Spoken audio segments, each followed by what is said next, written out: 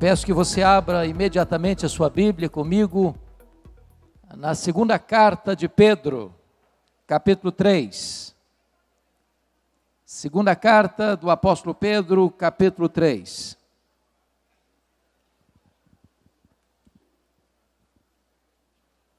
Pedro escreve assim: Amados, esta é agora a segunda epístola que vos escrevo. Em ambas procuro despertar com lembranças a vossa mente esclarecida, para que vos recordeis das palavras que anteriormente foram ditas pelos santos profetas, bem como do mandamento do nosso Senhor e Salvador, ensinado pelos vossos apóstolos. Tendo em conta, antes de tudo, que nos últimos dias virão escarnecedores com os seus escárnios, andando segundo as próprias paixões e dizendo: onde está a promessa da sua vinda? Porque desde que os pais dormiram, todas as coisas permanecem como desde o princípio da criação. Porque deliberadamente esquecem que de longo tempo houve céus bem como terra, a qual surgiu da água e através da água pela palavra de Deus, pela qual veio a perecer o mundo daquele tempo afogado em água. Ora, os céus que agora existem e a terra, pela mesma palavra, têm sido entesourados para fogo, estando reservados para o dia do juízo e destruição dos homens ímpios. Há, todavia, uma coisa, amados, que não deveis esquecer: que para o Senhor um dia como 1000 anos, e 1000 anos como um dia. Não retarda o Senhor a sua promessa, como alguns a julgam demorada. Pelo contrário, Ele é longânimo para convosco, não querendo que nenhum pereça, senão que todos cheguem ao arrependimento. Virá, entretanto, como ladrão o dia do Senhor, no qual os céus passarão com estrepitoso estrondo, e os elementos se desfarão abrasados. Também a terra e as obras que nela existem serão atingidas. Visto que todas essas coisas hão de ser assim desfeitas, deveis ser tais como os que vivem em santo procedimento e piedade, esperando e apressando a vinda do dia de Deus, por causa do qual os céus incendiados serão desfeitos, e os elementos abrasados se derreterão. Nós, porém, segundo a sua promessa, esperamos novos céus e nova terra nos quais habita a justiça.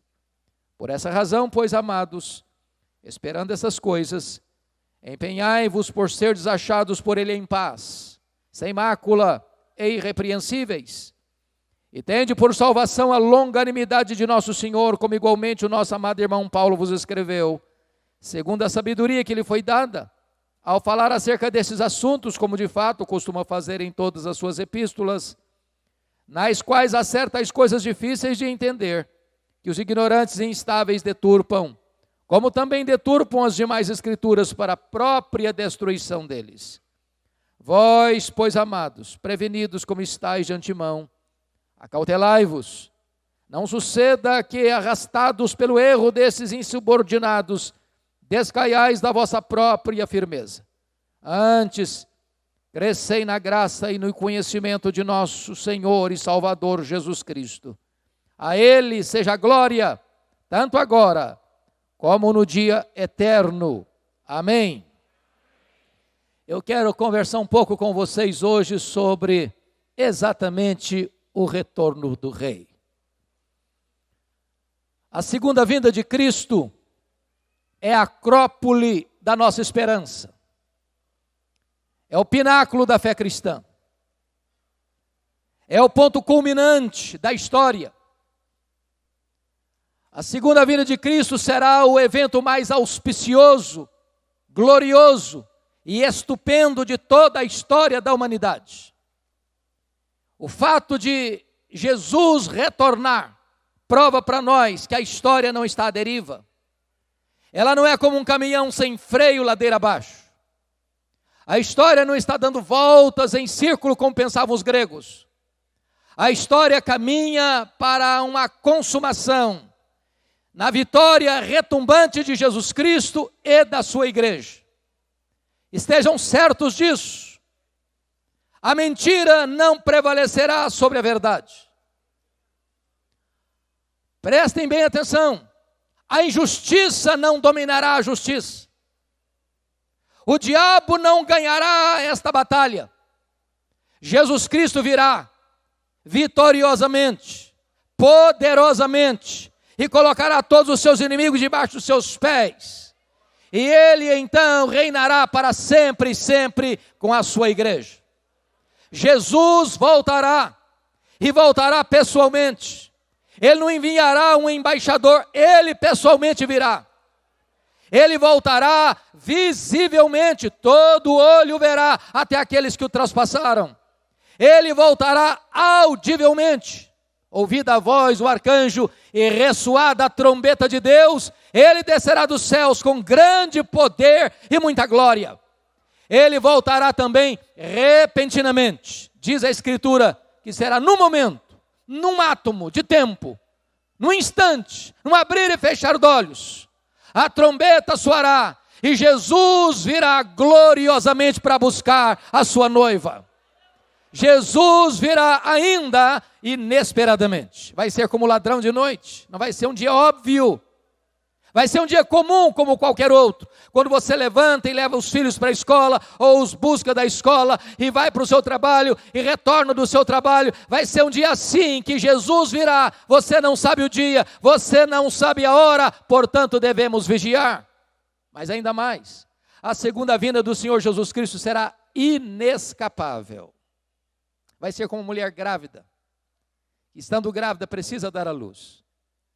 Os homens maus, os homens ímpios, os homens que não querem acertar sua vida com Deus, não querem pensar nesse dia, querem negar esta verdade, porque esse dia certamente vai ter que encurralá-los, e eles vão ter que comparecer perante o justo e reto tribunal de Deus, e os homens tentam negar esta verdade, eles tentam esconder essa verdade, eles tentam distorcer essa verdade, mas nada nem ninguém pode evitar que Jesus Cristo volte, e volte gloriosamente para buscar a sua igreja. Jesus voltará gloriosamente, poderosamente, vitoriosamente. Ele matará o anticristo com o sopro da sua boca. Ele lançará no lago do fogo o diabo. Ele lançará no lago do fogo o falso profeta. Ele lançará no lago do fogo todos aqueles que não tiverem seus nomes escritos no livro da vida. E o último inimigo a ser vencido, a morte, também será lançada no lago do fogo. E então haverá novos céus e nova terra, nos quais habita a justiça. Jesus voltará. E é sobre isso que Pedro vai tratar neste texto que nós acabamos de ler. Então peço que você, com a Bíblia aberta, confira comigo, por gentileza. Pedro começa assim: amados, esta é agora a segunda carta que vos escrevo. É claro, nós temos a primeira carta e esta é a segunda. Ele diz: em ambas, procuro despertar com lembranças a vossa mente esclarecida. Isso me dá um grande alívio, porque os apóstolos não tinham a pretensão de sempre trazer coisas novas. E eu não tenho também a pretensão de trazer nenhum fato novo a você. Eu estou aqui hoje recordando a você aquilo que você já sabe. As mesmas verdades, as antigas verdades, sempre novas verdades, poderosas verdades. A verdade de que Jesus Cristo vai voltar. E Pedro está dizendo isto para introduzir o que ele vai, de forma pontual, destacar no verso 2. Para que vos recordeis das palavras que anteriormente foram ditas pelos santos profetas, bem como do mandamento do Senhor e Salvador, ensinado pelos vossos apóstolos. O que Pedro está dizendo aqui é o seguinte: o assunto que eu vou tratar, a segunda vinda de Cristo, não é um assunto novo, não é um tema inédito. Essa verdade já foi tratada pelos profetas. Há mais profecias no Velho Testamento sobre a segunda vinda do que sobre a primeira vinda. Todos os livros do Novo Testamento, exceto Filemon, 2 de João e 3 de João, tratam desta magna doutrina, segunda vinda de Cristo. Este mesmo assunto o próprio Jesus tratou. Lá em Mateus 24, quando perguntaram para ele: Senhor, quando vai ser esse tempo da consumação dos séculos, que se não haverá da tua vinda? E ele respondeu: vede que ninguém vos engane. Haverá guerras, rumores de guerras, nação contra nação, reino contra reino. Surgirão muitos falsos profetas e enganarão a muitos. O amor se esfriará, mas este evangelho será pregado em todo o mundo para testemunhar a todas as nações, então verá o fim. Esta mesma magna verdade também foi pregada e ensinada pelos apóstolos. Pedro tratou disso, João tratou desse assunto, Paulo tratou desse assunto. Então o que Pedro está dizendo é que a palavra de Deus unanimemente trata da segunda vinda de Cristo. Nota de rodapé. É muito comum você escutar hoje alguém dizendo o seguinte: o Deus do Antigo Testamento é o Deus da ira, é o Deus da guerra, é o Deus do sangue. O Deus do Novo Testamento é o Deus da paz, é o Deus do amor, é o Deus da graça. Não, não é bem assim não. Não existe esse conflito entre o Antigo e o Novo Testamento. É o mesmo Deus, de toda a graça, de infinito amor. É o Deus que tem anunciado às gerações passadas, à geração presente, e anunciará às gerações pósteras, que Jesus Cristo, Filho de Deus, voltará em glória para buscar a sua noiva. Esta mensagem foi gravada durante o evento da Consciência Cristã e faz parte de uma série de outras mensagens que estão disponíveis no Bless, uma plataforma de estudos bíblicos focada em te auxiliar na sua jornada de fé. Acesse o link que está na descrição e saiba mais. Então, por que ele está tratando disso? Porque notem comigo que no verso 3, ele vai introduzir o problema dos falsos mestres, que estão vivendo uma vida errada, que estão pregando uma mensagem errada. E qual é a mensagem dos falsos mestres? Está comigo? Confira comigo o versículo 4. Onde está a promessa da sua vinda? Eles dizem isso. Onde está a promessa da sua vinda? Os falsos mestres negam que Jesus voltará. Mas por que negam? Porque essa doutrina não lhes convém. Porque esta verdade os incomoda. Porque esta verdade os confronta. Porque esta verdade os atinge de cheio. Uma vez que eles não querem mudar a sua vida, uma vez que eles não querem mudar a sua doutrina, uma vez que eles não querem mudar a sua conduta, anunciar que Jesus vai voltar é anunciar o juízo, o acerto de contas. Então preste bem atenção, quando alguém não quer mudar a sua conduta, ele tenta mudar a doutrina. Notem comigo o versículo 3.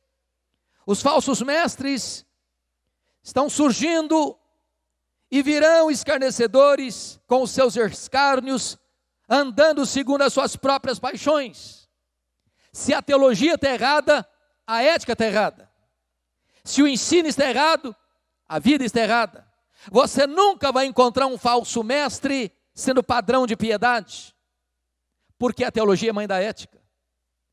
Então o que Pedro está dizendo é que esses falsos mestres que estão ensinando uma doutrina errada, que Jesus não vai voltar, onde está a promessa da sua vinda? Os profetas falaram, os apóstolos falaram, o próprio Jesus falou, por que ele não veio ainda? E eles duvidam, e eles negam. Agora notem comigo, qual é o argumento dos falsos mestres para dizer que Jesus não voltará? Confira comigo o verso 4. Eles dizem assim: porque desde que os pais dormiram, todas as coisas permanecem como desde o princípio da criação. O que estão dizendo é o seguinte: Jesus não voltará porque nada mudou até hoje. E se nada mudou até hoje, nada vai mudar daqui para frente. Desde que o mundo é mundo, não aconteceu nada, não mudou nada. Portanto, falar que Jesus voltará é uma ilusão, é uma quimera, é uma utopia, é enganar as pessoas ou amedrontá-las. É esta a mensagem dos falsos mestres. Qual é a resposta de Pedro a essa gente? Se você percebeu, o que os falsos mestres estão negando é a integridade das Escrituras, é a inerrância das Escrituras. O que os falsos mestres estão negando é que os profetas falaram que Jesus vai voltar. Jesus falou que ele vai voltar. Os apóstolos pregaram que Jesus vai voltar. Se eles estão perguntando, mas onde está essa promessa? O que eles estão fazendo? Negando que a Bíblia merece crédito. Meus amados irmãos, tem muita gente ainda hoje que prega outra coisa, que a Bíblia não está mais no centro do púlpito, que as mensagens não são mais fundamentadas nas Escrituras, pessoas pregando aquilo que elas pensam, aquilo que elas acham, aquilo que elas concebem no laboratório enganoso do coração humano, mas nós precisamos dizer que a Bíblia é a palavra de Deus, que a Bíblia é infalível, que a Bíblia é inerrante, que a Bíblia é suficiente, passa o céu, passa a terra, mas a palavra de Deus não vai passar. Qual o argumento de Pedro para provar que os falsos mestres estão errados? Eles estão colocando em dúvida a integridade da Bíblia. Então vamos ver a resposta de Pedro. Onde está a promessa da sua vinda? Porque desde que os pais dormiram, todas as coisas permanecem como desde o princípio da criação. Será que é isso mesmo? A resposta de Pedro no versículo 5. Porque deliberadamente esquecem. Deixa eu dizer algo aqui. O ateísmo não é um problema intelectual. O ateísmo é um problema moral. O apóstolo Paulo diz que a ira de Deus se revela do céu contra toda impiedade e perversão dos homens que detêm a verdade pela injustiça. O homem que não quer mudar a sua conduta, não quer mudar a sua vida, ele recebe a verdade, ele vê a verdade, ele escuta a verdade, mas essa verdade o incomoda, essa verdade o esmaga, essa verdade o fere, essa verdade o chama ao arrependimento, e como ele não quer mudar a sua conduta, ele tenta afogar essa verdade, ele tenta matar essa verdade. E aqui Pedro está dizendo que os falsos mestres que estão dizendo, onde está a promessa da sua vinda? Desde que o mundo é mundo, nada mudou. E Pedro está dizendo, vocês esquecem deliberadamente, vocês não são honestos no argumento de vocês. E Pedro vai dar 3 razões para mostrar que os falsos mestres não são honestos na argumentação deles. Primeiro argumento, confira comigo, versículo de número 5. Porque deliberadamente esquecem que de longo tempo houve céus, bem como terra, a qual surgiu da água e através da água pela palavra de Deus. Então está dizendo assim, não mudou nada não, pois o mundo foi criado e criado pelo poder da palavra de Deus. Segundo argumento, versículo 6. Pela palavra de Deus veio a perecer o mundo daquele tempo afogado em água. Então, vocês estão dizendo que nada mudou? Vocês estão esquecendo que houve um dilúvio.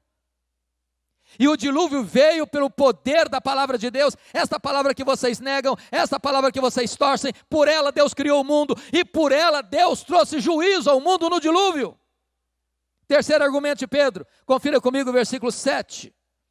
Ora, os céus que agora existem e a terra, pela mesma palavra, têm sido entesourados para fogo. Em outras palavras, vocês estão negando que a Bíblia merece crédito, vocês estão negando que a Bíblia é uma palavra íntegra e verdadeira e infalível e inerrante, pois por essa palavra Deus criou o mundo, por essa palavra Deus trouxe juízo ao mundo no dilúvio, e por essa palavra Deus trará o juízo final, quando os céus e a terra serão entesourados para fogo e os elementos se desfarão abrasados.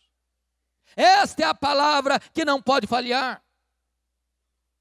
Eu chamo a sua atenção para examinar comigo 3 versículos. Porque nenhum texto da Bíblia descreve com cenas tão eloquentes e tão vívidas esta cena do que o apóstolo Pedro nesta passagem. Olha o verso 7. Ele diz que por esta palavra os céus que agora existem e a terra têm sido entesourados para fogo. Agora olha o verso 10. Virá, entretanto, como ladrão o dia do Senhor, no qual os céus passarão com estrepitoso estrondo e os elementos se descerão abrasados.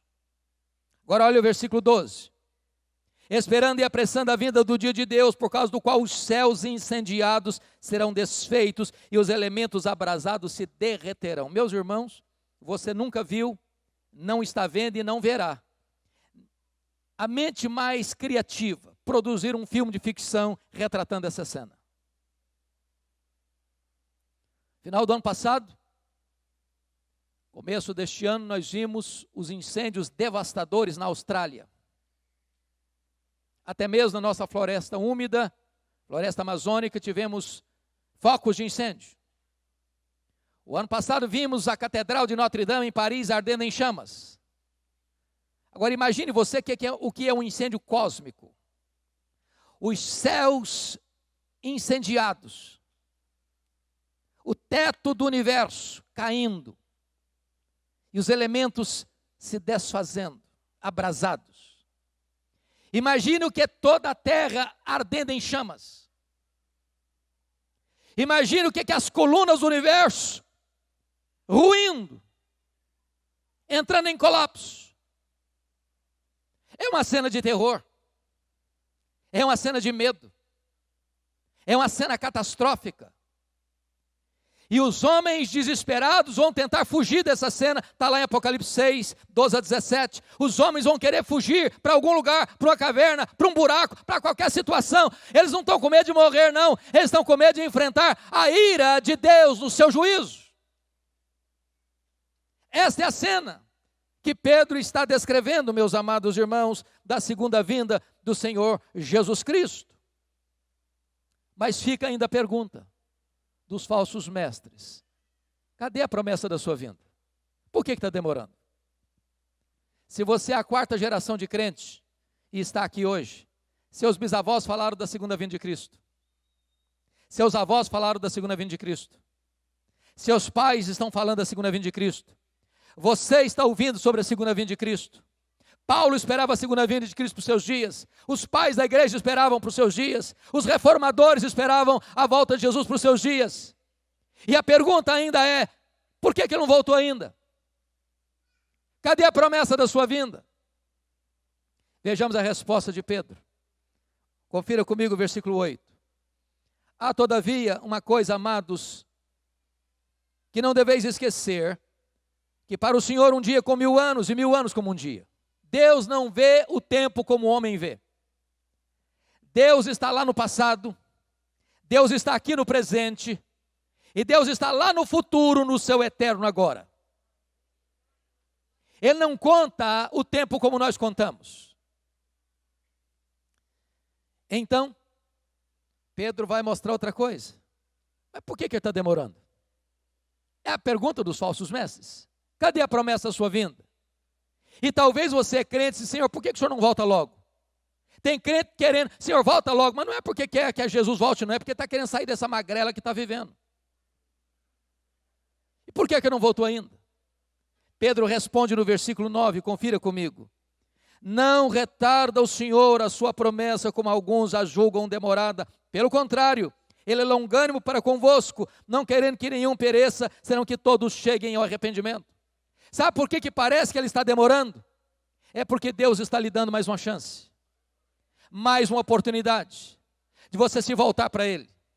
Porque não basta ser crente, não basta pertencer a uma igreja evangélica, não basta frequentar anualmente a consciência cristã, não basta ter nome de crente, não basta ter o nome no rol da sua igreja, não basta você ser batizado, não basta você ter uma Bíblia, não basta você orar, não basta você frequentar a sua igreja, não basta ter apenas lâmpadas, é preciso que você tenha azeite nessa lâmpada, é preciso que você esteja preparado para que aquele dia, ao chegar, não pegue você de surpresa.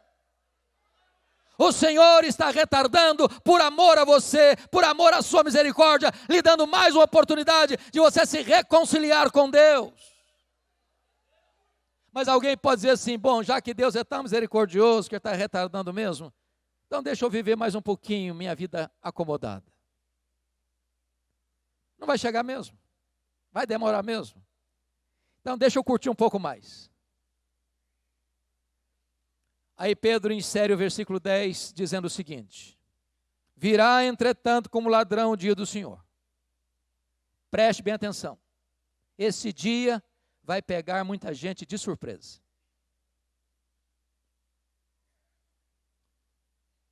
Além do mais, nem você nem eu, tendo saúde ou não tendo dinheiro ou não pode garantir que estaremos vivos, não podemos garantir que estaremos vivos amanhã, nem daqui a 5 minutos. Quando perguntaram para John Wesley, o que você gostaria de estar fazendo quando Jesus voltar? Ele respondeu: eu gostaria de estar fazendo o que eu faço todo dia. Todo dia eu estou esperando, todo dia estou preparado. Eu não sou filho das trevas para esse dia me pegar de surpresa. Eu sou filho da luz, estou aguardando este dia ansiosamente. Oh, amados irmãos, eu louvo a Deus, porque Consciência Cristã escolheu esse tema para este ano. A segunda vinda de Cristo é uma doutrina que está sendo escanteada em muitas igrejas. Não se fala mais sobre esse assunto. Não se canta mais sobre a segunda vinda de Cristo.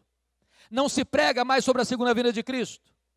O que se escuta hoje é que o homem está construindo um paraíso aqui. É a teologia da prosperidade, é a teologia do homem no centro, é a teologia da glória do homem na terra. E isso está esvaziando o povo da verdadeira esperança, dando ao povo um veneno mortal, morte na panela, enquanto que a esperança, a gloriosa esperança, a imarcessível esperança está sendo sonegada ao povo evangélico brasileiro. É necessário dizer que nós aguardamos o nosso glorioso Redentor. Lá no céu está a nossa pátria, lá no céu está a nossa herança, e é para lá que estamos indo. Aqui somos peregrinos, aqui somos forasteiros, aqui não temos território permanente, aqui não temos pátria permanente, aqui não temos herança permanente. A nossa pátria está no céu, e é do céu que aguardamos o nosso glorioso Redentor.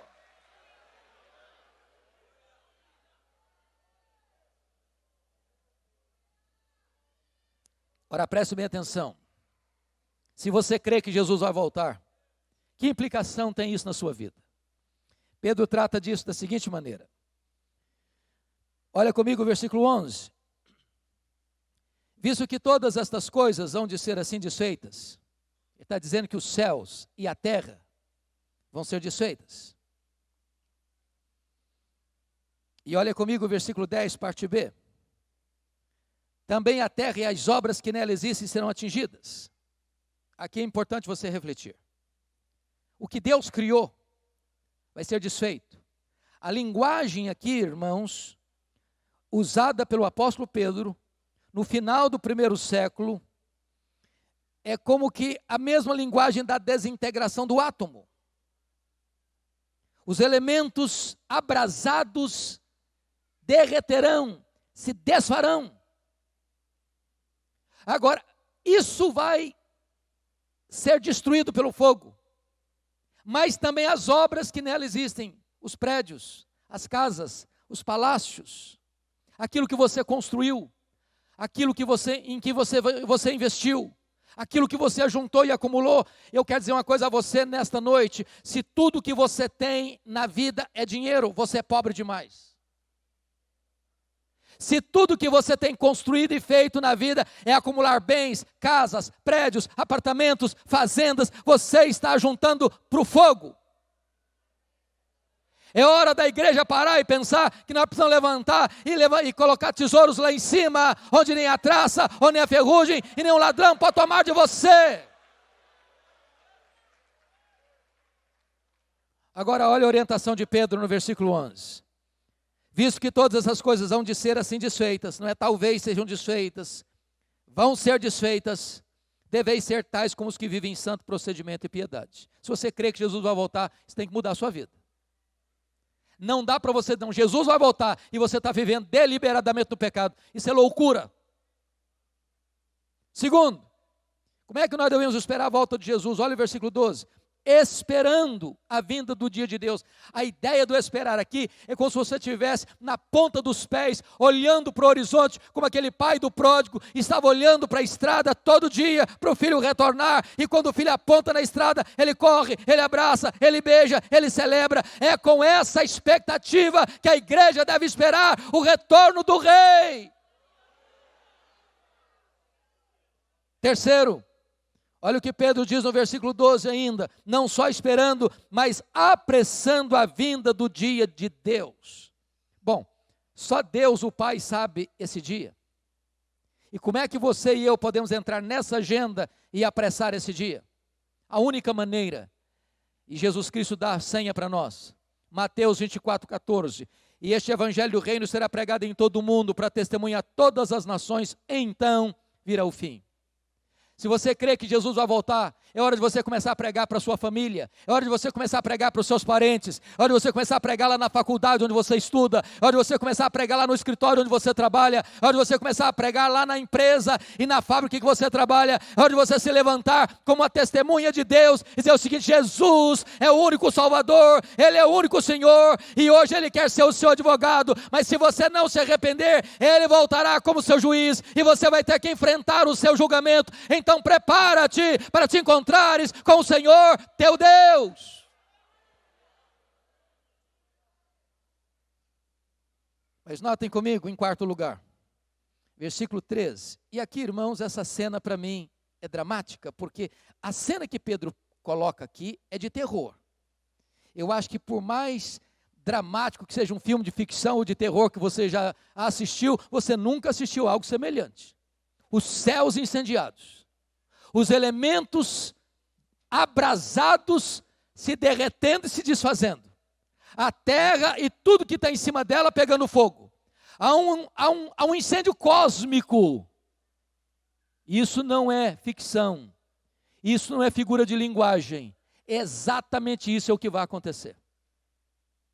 Você diz, bom, mas então vai ser uma coisa horrorosa, vai ser uma coisa terrível, vai ser uma coisa amedrontadora. Aí entra o versículo 13, confira comigo o versículo 13, e Pedro diz assim: nós, porém, note a adversativa, sempre que você estiver lendo um texto, preste atenção nas conjunções adversativas, mas, porém, entretanto, todavia, nós, porém, o povo de Deus, porém, a igreja de Deus, porém, aqueles que foram remidos e lavados no sangue do Cordeiro, porém, segundo a sua promessa, esperamos novos céus e nova terra. Esse dia vai ser dia de trevas para o ímpio, mas vai ser dia de luz para o crente. Esse dia vai ser o dia da nossa maior alegria, o dia da nossa maior vitória, quando o nosso glorioso Redentor surgir nas alturas. Os mortos em Cristo ressuscitarão primeiro, com corpos incorruptíveis, imortais, poderosos, gloriosos, espirituais, celestiais, semelhante ao corpo da sua glória, e nós, os que estivermos vivos, seremos transformados e arrebatados para encontrar o Senhor Jesus nos ares,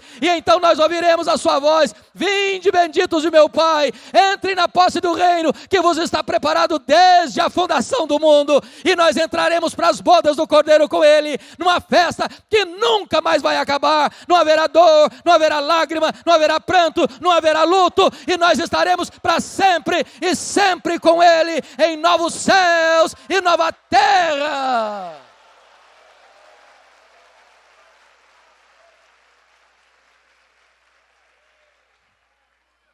E eu quero concluir com Pedro, porque Pedro é um pregador, e todo pregador, além de expor a Escritura, ele aplica a Escritura.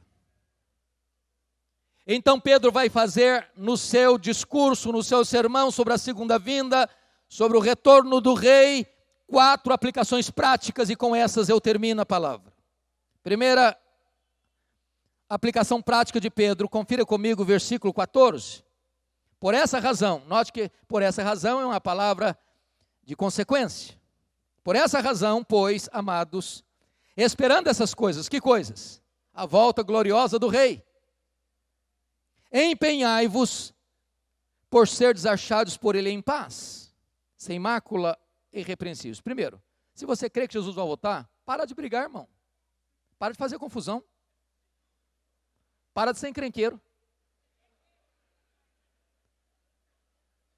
Ô irmãos, eu fico constrangido com o que está acontecendo com a igreja evangélica brasileira. As brigas nas redes sociais. Eu sou calvinista. Eu sou arminiano. E começam a brigar como se fossem inimigos. Aqui em cima, às vezes, a briga pode ser até no campo das ideias, mas aqui embaixo, é uma briga de foice no escuro, onde pessoas machucam irmãos, humilham irmãos, ofendem irmãos. Nós precisamos de parar de ser crianças, termos maturidade. Nós somos aqueles que foram lavados no sangue do Cordeiro.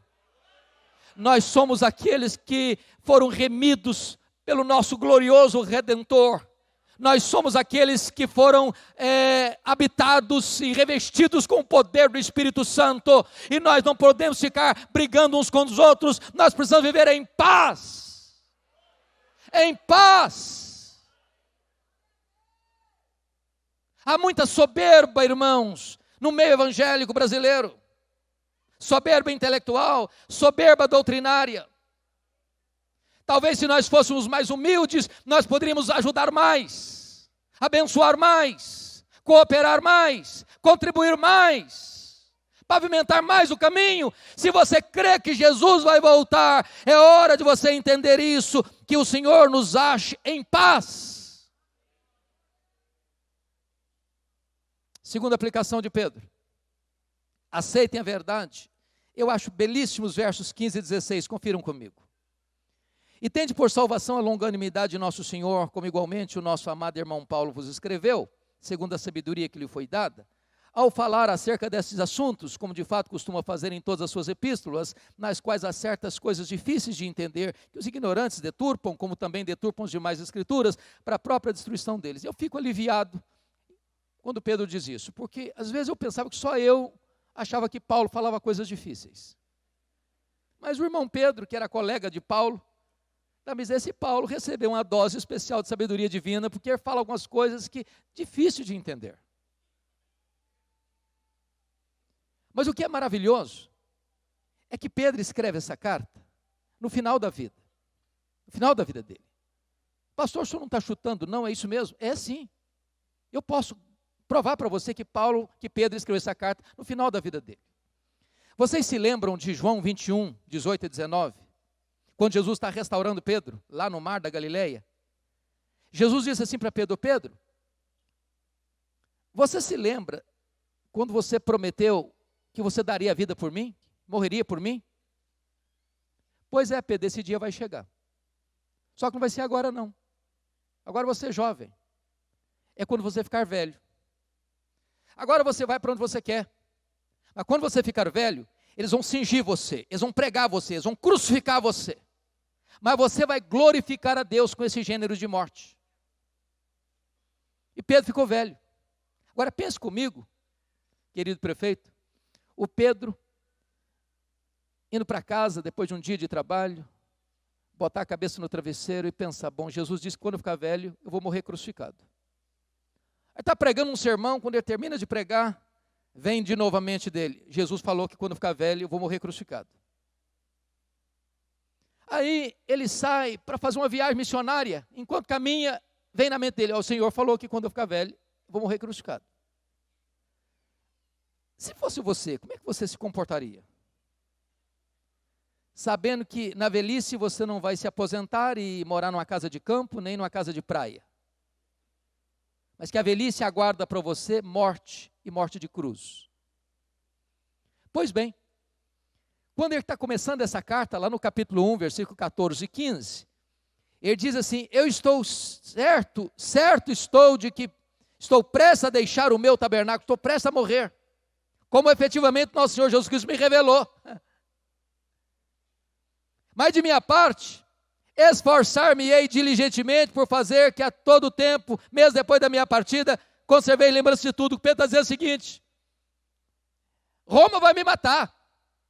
E quando ele foi crucificado, ele disse para os seus executores: crucifiquem-me, mas eu não sou digno de morrer como morreu o meu Senhor, crucifiquem-me de cabeça para baixo. Agora ele está velho, ao escrever essa carta. E ele está dizendo que as cartas que Paulo escreveu já eram consideradas nas igrejas do primeiro século como escrituras canônicas. Esta verdade que você tem hoje já era considerada a palavra de Deus lá na época de Pedro. Firmes nessa verdade, irmão. Eu quero encorajar vocês, queridos, a lerem a Bíblia todo este ano, a mergulharem na Bíblia, a estudarem a Bíblia, para vocês não serem inocentes e inúteis nas mãos dos espertalhões da fé, para vocês não serem manipulados pelos camelôs da fé. Estudem a Bíblia, Leiam a Bíblia, meditem na Bíblia, vivam a Bíblia, preguem a Bíblia, comprometam-se com esta palavra. Terceira aplicação de Pedro. Olha o versículo 17. Vós, pois, amados, prevenidos como estáis de antemão, acautelai-vos. Não suceda que, arrastados pelo erro desses insubordinados, descaiais da vossa própria firmeza. Erros de quem? Dos falsos mestres, insubordinados, que não obedecem, que não se curvam, que não se submetem à autoridade da palavra de Deus.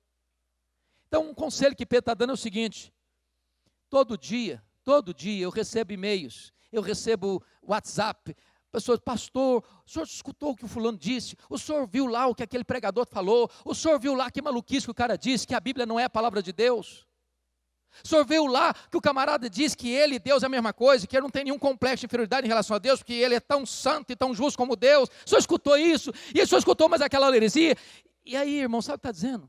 O tempo, amado, é curto demais para você ficar gastando tempo com as heresias. Para de ficar escutando essas coisas, para de ficar dando ouvido a essas coisas. Dedique o seu tempo para ler a Bíblia, para estudar a Bíblia, para escutar a sã doutrina, para se alimentar do trigo e não da palha. Ah, irmão, não gaste o seu tempo com os falsos mestres, porque eles vão botar dúvida na sua mente, como o diabo botou dúvida na mente de Eva. Estude a Bíblia, mergulhe na Bíblia, prenda-se a esta verdade sublime, para que você não venha a ser enredado e fique fraco na fé e descaia da sua firmeza. Último conselho de Pedro. Se você crê que Jesus vai voltar, olha o que ele diz no versículo 18: antes crescei na graça e no conhecimento de nosso Senhor e Salvador Jesus Cristo. Oh, amado, hoje eu preciso ser melhor que ontem, amanhã preciso ser melhor que hoje. A vida não pode ser um zigue-zague, a vida não pode ser um alto e baixo todo dia. Nós precisamos caminhar para frente, nós precisamos caminhar para o alto. Nós precisamos crescer. Primeiro conhecer, crescer no conhecimento. Crescer no conhecimento. Eu sou muito feliz, muito grato a Deus por algumas coisas. Eu acho, pastor, nós vivemos hoje no tempo mais importante e magnífico da história da humanidade. Ninguém viu o que nós estamos vendo. Ninguém. Esta conferência está sendo filmada.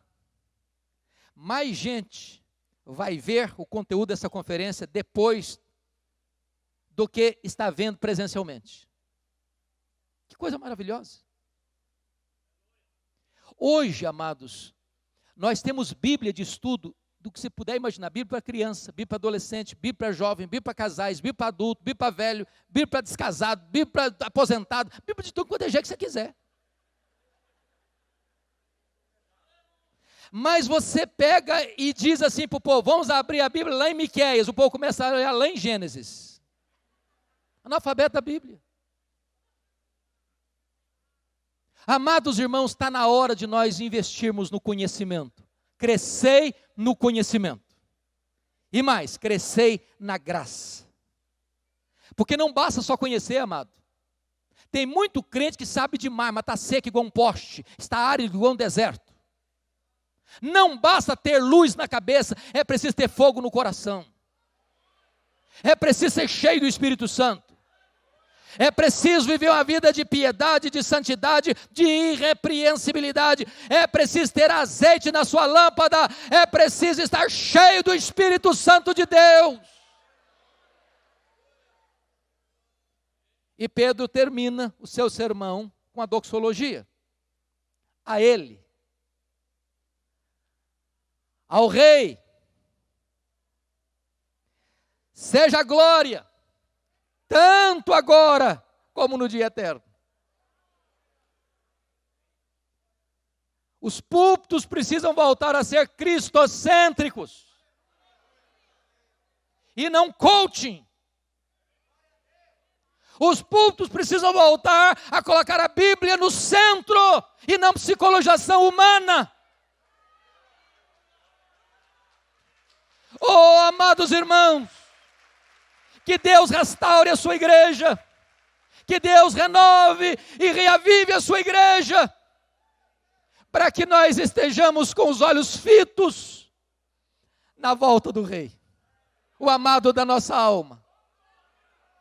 Aquele que morreu por nós, que ressuscitou, que está vivo, está à destra de Deus, está ataviando a sua noiva e vai voltar pessoalmente, visivelmente, audivelmente, inesperadamente, repentinamente, inescapavelmente, gloriosa e poderosamente. A Ele por tanta honra, a Ele por tanta glória, a Ele por tanto louvor, agora e no dia eterno. Aleluia. Amém. Esta mensagem foi gravada durante o evento da Consciência Cristã e faz parte de uma série de outras mensagens que estão disponíveis no Bless, uma plataforma de estudos bíblicos focada em te auxiliar na sua jornada de fé. Acesse o link que está na descrição e saiba mais.